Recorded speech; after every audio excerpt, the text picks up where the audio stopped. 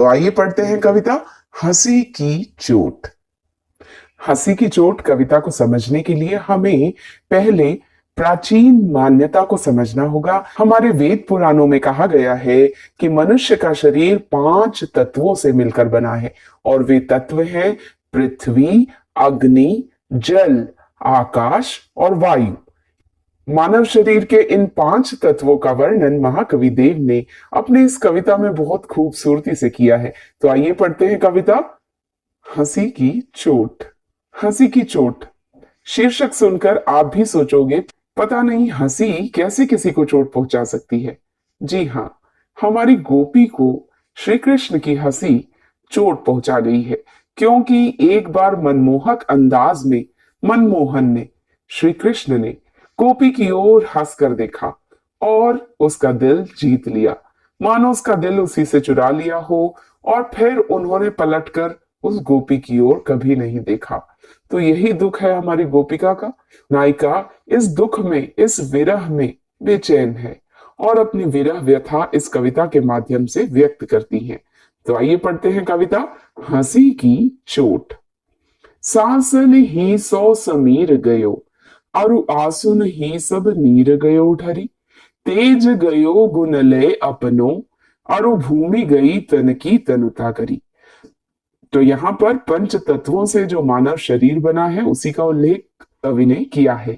साजन ही सो समीर गयो, समीर अर्थात वायु।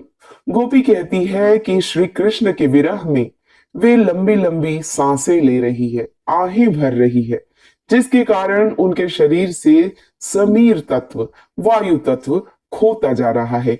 आंसुन ही सब नीर गयो ढरी, और आंसुओं के माध्यम से सारा जल तत्व नीर बनकर उनके शरीर से बह गया है।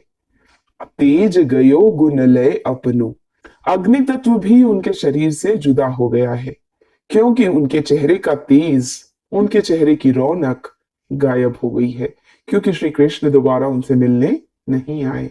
अरु भूमि गई तन की तनुता करी, गोपी के शरीर से भूमि तत्व भी जुदा हो रहा है, अर्थात वह दिन प्रतिदिन श्री कृष्ण के विरह में कमजोर होती जा रही है और उनके शरीर से भूमि रूपी मांस ढलता जा रहा है, कम होता जा रहा है, वो दुबली होती जा रही है। देव जिए मिली बेही की आस की, देव जिए मिली बेही की आस की, आस हूं पास आकाश रहियो भरी।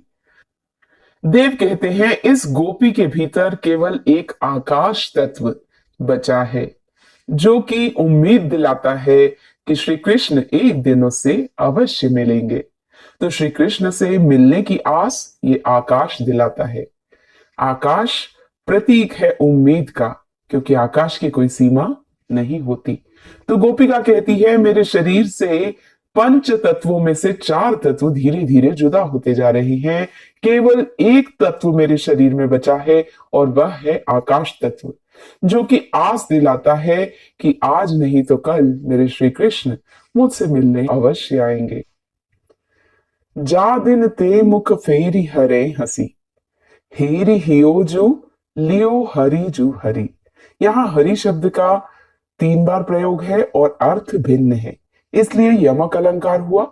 हेरी हियो का अर्थ हुआ हृदय को हर लेना, अर्थात कोई आपका हृदय जीत कर ले जाता है, मतलब प्यार में पड़ जाना या हृदय को जीत कर ले जाना। लियो हरि, हरि अर्थात श्री कृष्ण। तो इस प्रकार अलग अलग अर्थ होने के कारण यहां पर हुआ यमक अलंकार।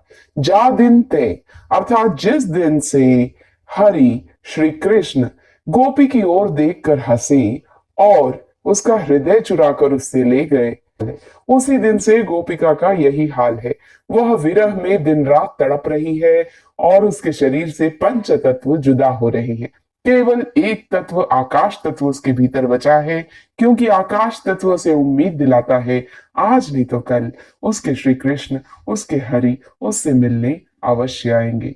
तो इस प्रकार ये रही कविता हंसी की चोट।